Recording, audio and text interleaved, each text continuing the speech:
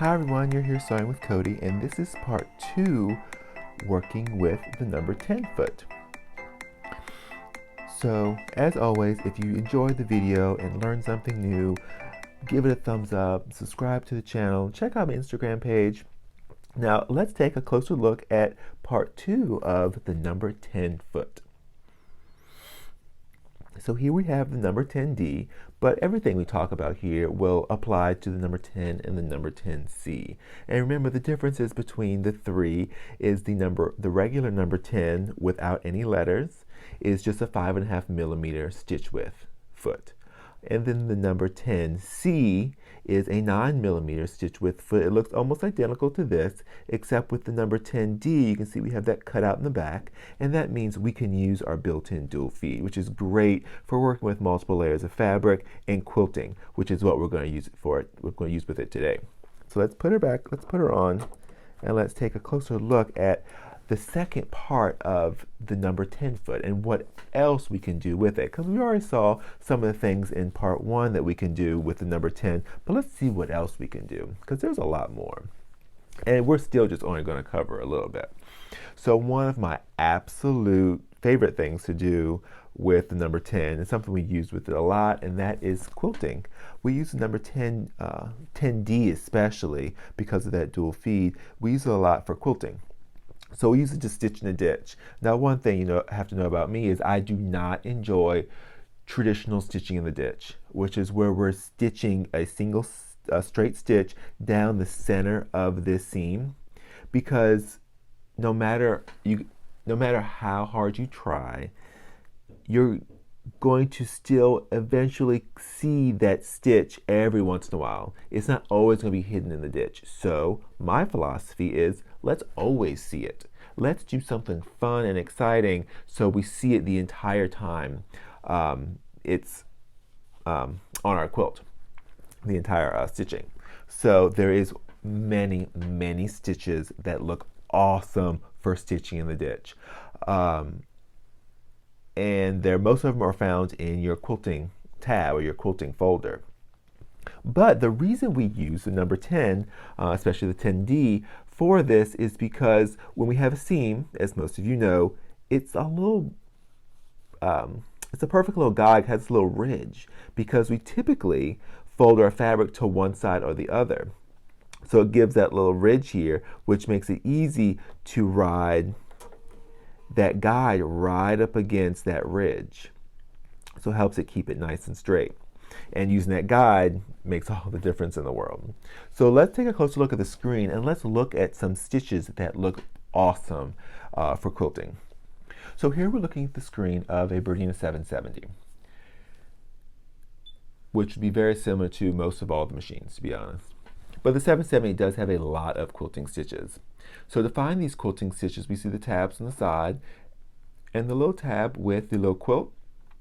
That is our tab for our quilting stitches. So we're going to look for stitches that are symmetrical. So if we look at some of these feather stitches, these are perfect stitches because they're basically the same on both sides. We don't want stitches like this. Different stitches just don't always work out that well, but some of the ones, especially that have that center line, look awesome, and like 1340, even 1343. But I'll show you one of my absolute favorite stitches, and that is stitch number 1356. Yes, so if we look at it, we can see this huge stitch back and forth, and these tiny little stitches connecting to the next bar. So this stitches out awesome. So these tiny little stitches are going to be lost in that seam, but these are going to be very visible. So this is awesome because of what it's going to do when it's done. It's going to look like you did this by hand. And I've had customers argue with me with some of my samples saying that I did it by hand, and I did it, and I know I didn't do it by hand because the only thing I do by hand is sew on buttons. I'll let the machine do everything. I manipulate the machine to do what I need it to do. So if you turn it to the back, you'll see all of this stitching, but from the front, it looks awesome.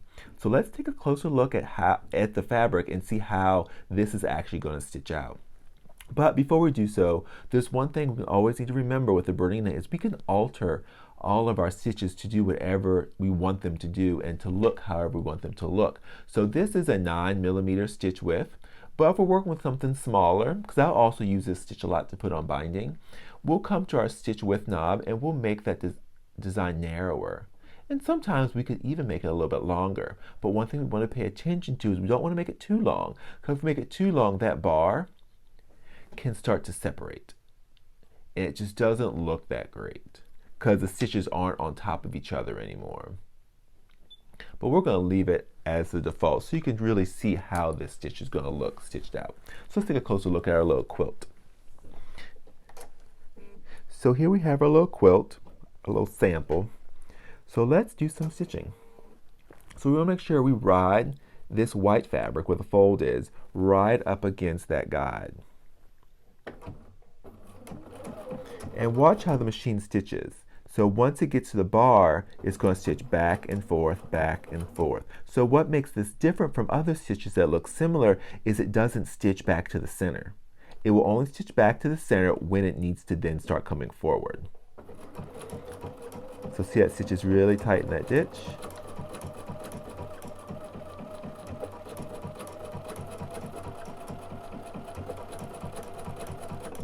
And some things you can also do when you're doing something like this that has a center stitch line is you can kind of press that seam open a little bit, and this is for any stitching in the ditch, and press it open so it exposes that seam more. So once it's done stitching and you let it go back, it's really going to hide that center stitching.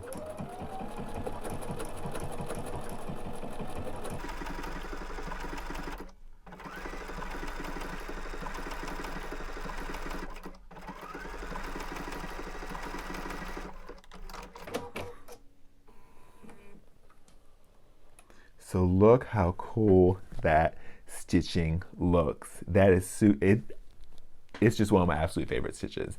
I remember when the Bernina 780 first came out with this stitch when they released the machines many years ago, and everybody went crazy over this stitch. Now, one thing to remember about this stitch, when you're using it to quilt a quilt, it's excellent. There's nothing you really need to change. However, if you're using this stitch in an everyday setting where you don't have batting, or some type of interfacing or stabilizer, you're going to need to add something. Because what's going to happen, because the stitch goes back and forth at 9mm, it's going to want to pucker your fabric. But here we've got batting, and so it lays it nice and flat. But as you can see, it looks awesome. And this is all with the number 10D. So we don't see that center stitching. We just see that bar back and forth. So I call this my Frankenstein monster stitch because it looks like some stereotypical monster or zombie hand stitching on flesh or something crazy. But I absolutely love that stitch. And this is one of the many, many, many stitches I use to quilt. And of course, I'm using my number 10D. So let's take a look at some other stitches or other techniques we can use. So here is a shirt that I'm working on, a nautical themes shirt. So here we can see I do a lot of top stitching. I'm always top stitching something. And so to get these perfectly distanced top stitch, I'm using my number 10. My number 10C, number 10D, depending on what machine I'm working on.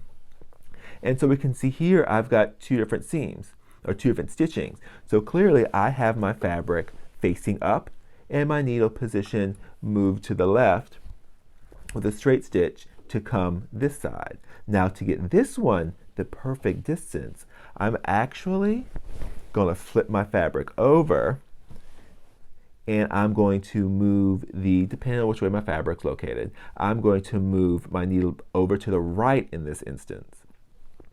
So what I can do here is then ride that guide right along this fold, because this fabric's folded twice, and then I can move my needle over to the right to give me a beautiful top stitch. Now, one thing to remember is, as most of y'all know, is when you're stitching, the top stitch, the top thread the stitching usually looks a little better than on the bottom. However, when we're stitching from the back side of our project, to get the back stitching looking nice and pretty, the trick is to increase your top thread tension a little bit. And on the most Berninas, that's done with the icon at the very top left-hand corner where the number is. And so I like to increase that top thread just maybe by like half a unit, or even like a whole unit. So if it's at 2 3/4, move it up to like 3 3/4 or 3 1/2, and that just tightens up the top thread tension to force that bobbin thread to be pulled up more towards the top or more into the center of your fabric to give you a prettier stitch on the back side. But something else we do a lot is I will, especially like around, oh, let me see, I should have some. Yeah, perfect.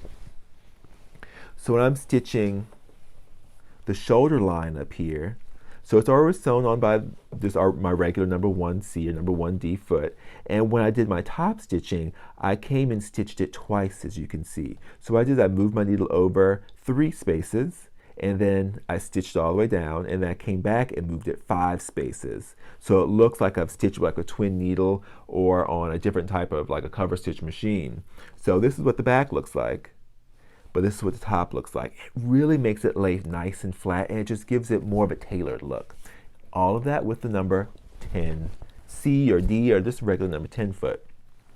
Now another thing that I solely use this, well, I have to use his foot with, and that is putting on binding. Remember, I don't do anything by hand. Everything I do, I manipulate the machine to do it by machine.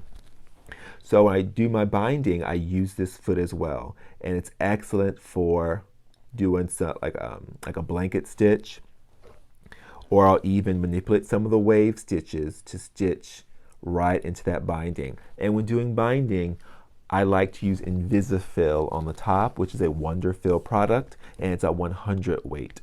And then I'll use decobob, which is also a Wonderfil product. It's an 80 weight. But it's excellent for doing binding. I just absolutely love it. And then as you can see on the back, it looks nice and pretty. Anytime I work with any of my samples, I always have the stitch and whatever I did written on the back, so I know what I've done, because I can't remember all the manipulations and all the things I've changed. But I think that's pretty much it with the number 10 foot. There's many other more detailed, a lot of heirloom things we can do with the number 10 and 10C and 10D foot, but these are what I use them for the most. That is quilting, binding, and then all of my top stitching. Because you can see even for the sleeves, I do the same thing. Stitch it from the top, flip it over, and stitch that second stitching to give me a nice tailored sleeve or a nice tailored hem, all with the number 10. All right, hopefully this answers more questions, gives you more creative ideas of things you can do with your number 10 foot. And I hope you enjoyed the video. Remember, if you liked it, give it a thumbs up, subscribe to the channel so you can see more videos. And as always, happy sewing.